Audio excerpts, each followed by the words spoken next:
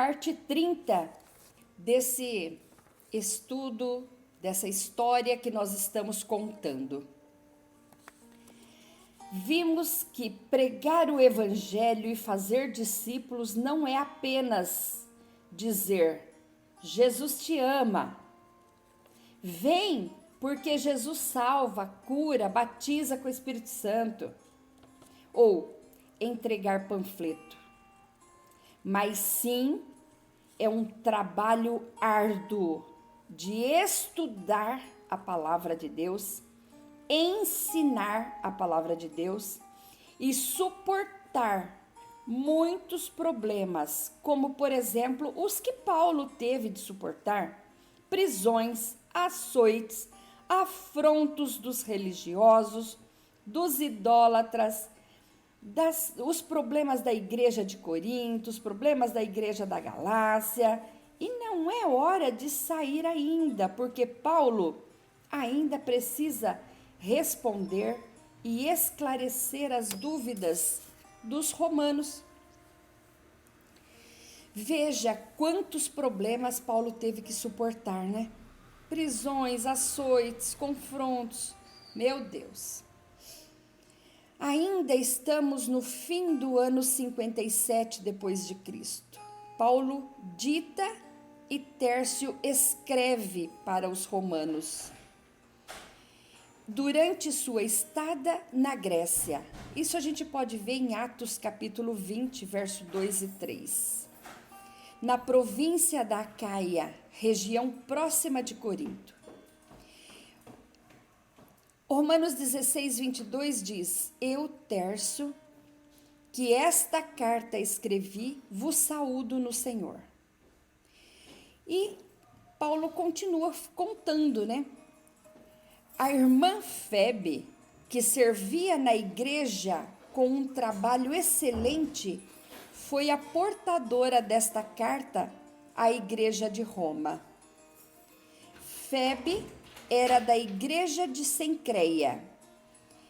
Isso podemos ver em Romanos 16, 1. Uma pequena cidade a 12 quilômetros de Corinto. Mas então, quem fundou a igreja de Roma?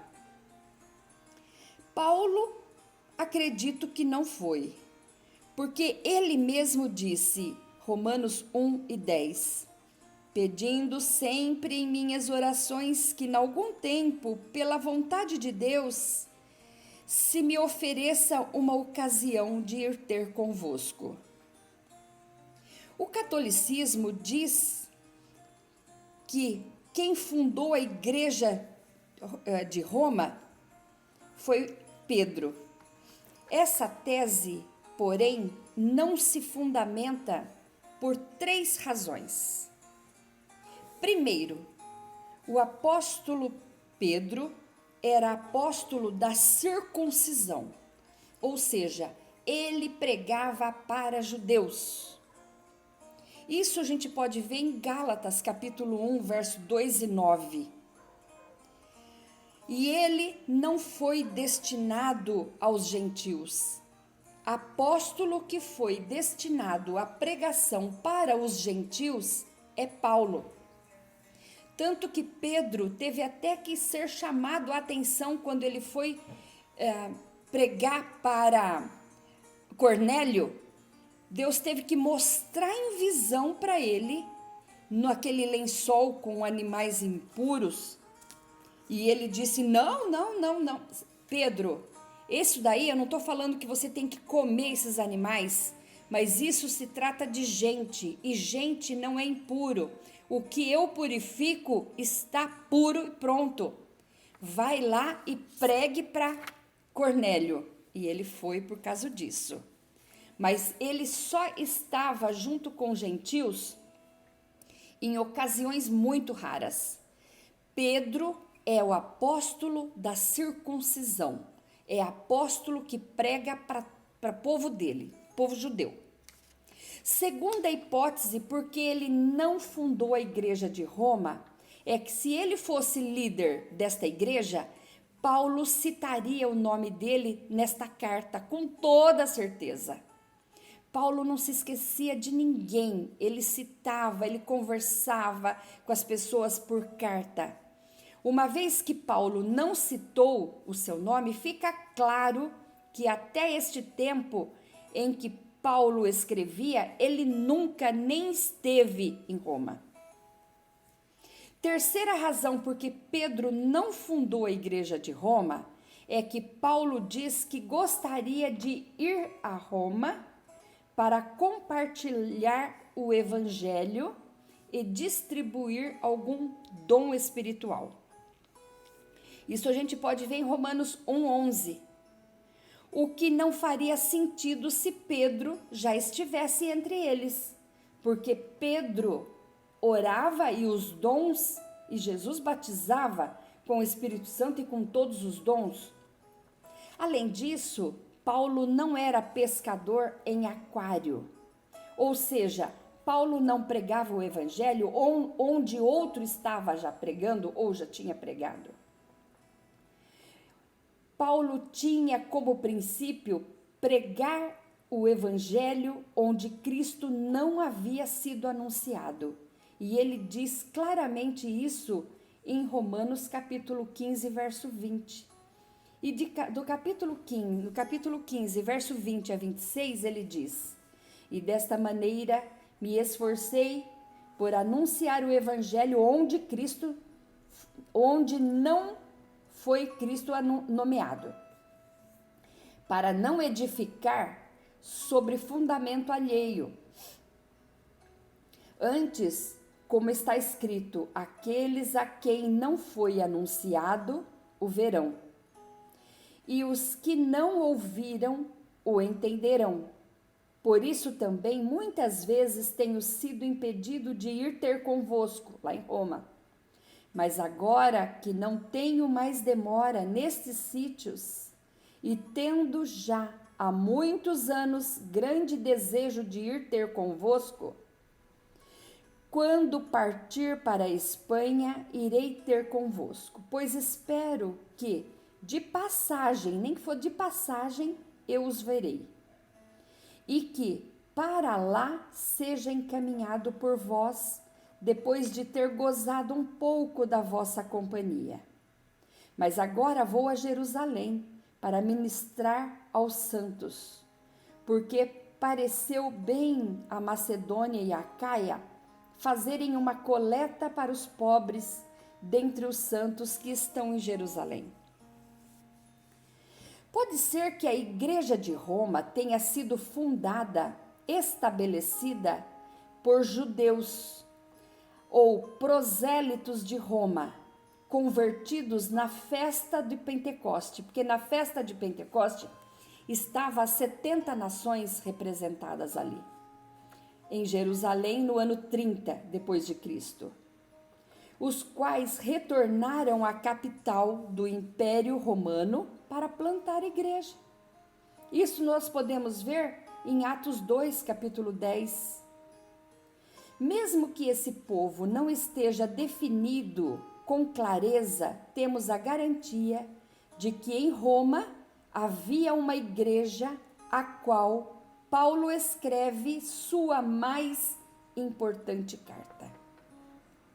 Em Roma estava o maior centro judaico do mundo.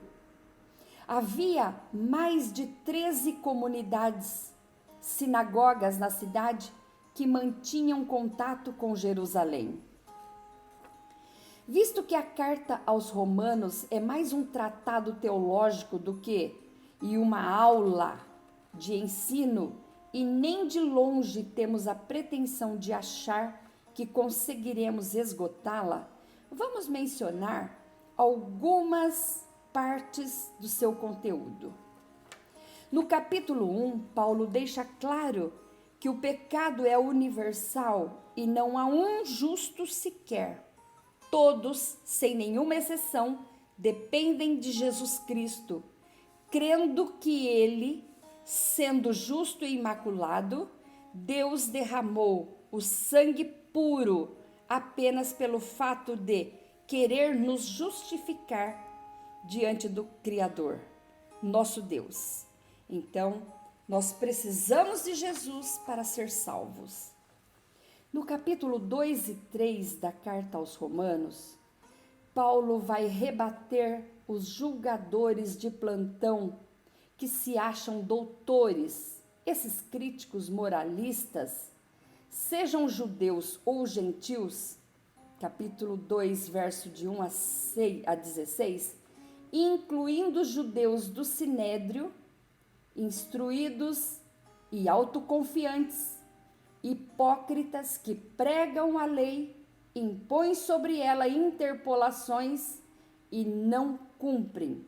Podemos ler isso em Romanos 2, 17, até o capítulo 3 de Romanos, verso 8, e conclui acusando toda a raça humana.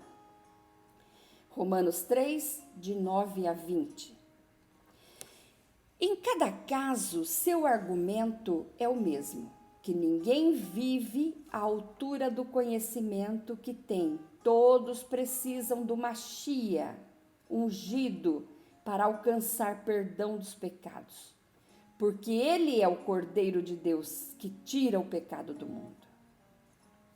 No capítulo 4, Paulo enfatiza que a obra que nós fazemos para Deus não nos salvará, mas a obra que Deus fez por nós, essa sim, nos concederá a vida eterna, se tão somente crermos de todo o nosso coração em espírito e em verdade. Paulo, que prega a Torá o tempo todo, vai lá no início e cita Abraão, o patriarca, chamado por Deus para fundar Israel.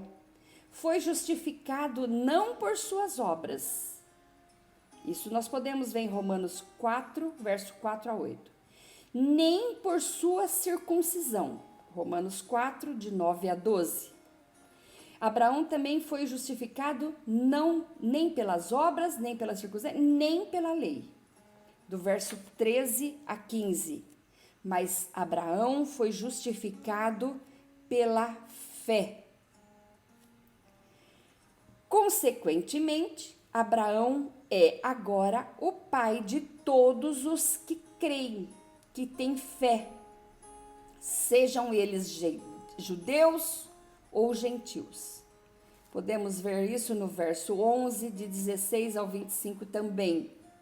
Porque Deus não tem preferidos e nem o homem por inocente. No capítulo 5 de Romanos, Paulo diz que a justificação que precisamos é pela fé em Jesus Cristo, nosso Redentor. Isso podemos ver no verso 1 a 5, que ele diz: tendo sido, pois, justificados pela fé, temos paz com Deus, por nosso Senhor Jesus Cristo, pelo qual também temos entrada pela fé a esta graça, na qual estamos firmes e nos gloriamos na esperança da glória de Deus. E não somente isto, mas também nos gloriamos nas tribulações, sabendo que a tribulação produz paciência, e a paciência, a experiência, e a experiência, a esperança, e a esperança não traz confusão, porquanto o amor de Deus está derramado em nossos corações pelo Espírito Santo que nos foi dado. Aí ele chega no capítulo 6 de Romanos. Paulo proclama que em Jesus Cristo somos novas criaturas e temos nova vida na pessoa de Cristo. Deus nos salvou do pecado e não no pecado. Assim, morramos para o pecado e vivamos para Deus. Capítulos 7 e 8 de Romanos, Paulo anuncia a vida vitoriosa no Espírito e depois de mostrar o grande conflito interior, carne e espírito, e a total impossibilidade de alcançarmos a vida vitoriosa, pela energia da carne. Paulo exulta, isso está no verso Romanos 7, de 1 a 24. Paulo também exulta com um brado de vitória, anunciando a vida triunfante que temos através do Espírito Santo, que nos ensina e nos instrui o tempo todo. Podemos ler isso em Romanos 8, de 1 a 18. O Espírito Santo nos vivifica, nos capacita e nos reveste de poder, para que possamos viver em santidade diante do Todo-Poderoso, que nos vê através da lente chamada sangue de Jesus. Jesus Cristo é o único que morreu em nosso lugar.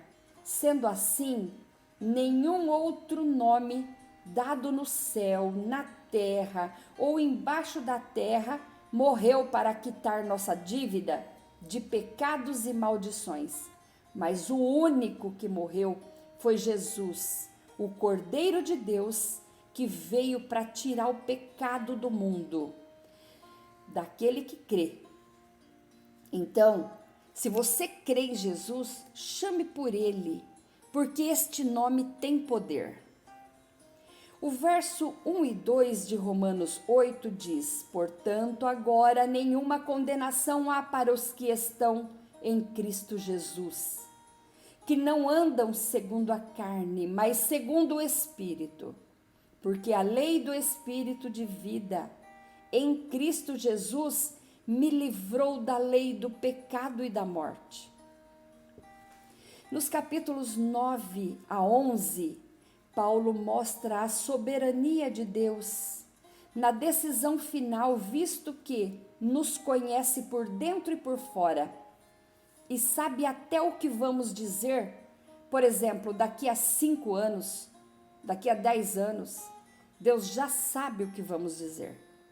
Deus conhece todas as palavras que nem saíram ainda das nossas bocas. Nada e ninguém pega Deus de surpresa. Portanto, entendam de uma vez por todas, não fomos nós que escolhemos a Deus, mas Ele é quem escolheu a nós. Ele nos amou primeiro e não nos escolheu por causa dos nossos méritos, porque não temos e nunca tivemos, mas nos escolheu apesar de nossas imperfeições. Agora cabe a nós nos santificarmos diante do Santo, Santo, Santo. Podemos ver isso em Romanos 9 até Romanos capítulo 11, verso 36. No capítulo 12 e 13, Paulo aplica a doutrina mostrando a necessidade de estabelecermos relacionamento correto e sincero com Deus, com nós mesmos e com o próximo, com os inimigos e com as autoridades. Então temos que estabelecer relacionamento sincero com todos. Nos capítulos 14 e 15, Paulo, antes de dar o fechamento da carta, inclui os mais necessitados da nossa ajuda por terem suas consciências mais fracas e demorar mais para entender, e diz que com estes devemos ter paciência elevada, a fim de não lhes causar dúvidas, escândalos no aprendizado, mas uma vez que demoram mais para aprender. Então, olha, por causa dos fracos, faça o que tiver que fazer, mas cuide bem deles. Paulo também aproveita para pedir oração em seu favor, visto que estava prestes a fazer a viagem mais perigosa de toda a sua trajetória. Romanos 15, verso 30 a 33, ele diz: E rogo-vos, irmãos, por nosso Senhor Jesus Cristo e pelo amor do Espírito, que combatais comigo nas vossas orações por mim a Deus, para que seja livre dos rebeldes que estão na Judéia, aqueles judeus lá da sinagoga, e que esta minha administração, que em Jerusalém faço, seja bem aceita pelos santos, a fim de que, pela vontade de Deus, chegue a vós com alegria e possa recrear-me convosco. E o Deus de paz seja com todos vós. Amém.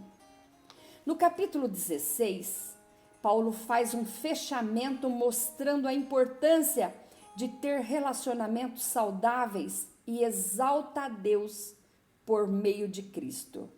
E ele começa assim o capítulo 16. Recomendo-vos, pois, Febe, nossa irmã, a qual serve na igreja que está em Cencreia, para que a recebais no Senhor como convém os santos, e a ajudeis em qualquer coisa que de vós necessitar, porque tem hospedado a muitos, como também a mim mesmo. Saudai a Priscila e a Áquila, meus cooperadores em Cristo, os quais pela minha vida expuseram suas cabeças, o que não só eu lhes agradeço, mas também toda a igreja dos gentios. Vê que Paulo cita muito as mulheres. Então, de forma nenhuma, Paulo é machista, jamais. Ele sempre teve a cooperação das mulheres. Saudai também a igreja que está em sua casa de Priscila e de Áquila. Saudai a Epêneto, meu amado, que é as primícias da Acaia em Cristo. Saudai a Maria, que trabalhou muito por nós. Saudai a Andrônico e a Júnias, meus parentes e meus companheiros na prisão, os quais se distinguiram entre os apóstolos e que foram antes de mim em Cristo. Saudai a Amplias, meu amado no Senhor. Saudai a Urbano, nosso cooperador em Cristo, e a Estaques, meu amado. Saudai a Apeles, aprovado em Cristo. Saudai aos da família de Aristóbulo. Saudai a Herodião, meu parente. Saudai aos da família de Narciso, os que estão no Senhor. Saudai a Trifena e a Trifosa, as quais trabalham no Senhor.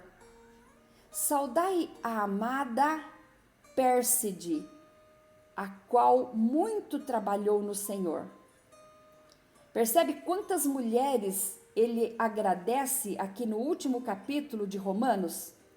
E continua: saudai a Rufo, eleito no Senhor, e a sua mãe, e minha mãe dele foi como mãe dele também, né? Saudai a Asíncrito, a Flegonte, a Hermes, Pátrobas, a Hermas e aos irmãos que estão com eles. Saudai a Filólogo e a Júlia, a Nereu e sua irmã, a Olimpas e a todos os santos que estão com eles.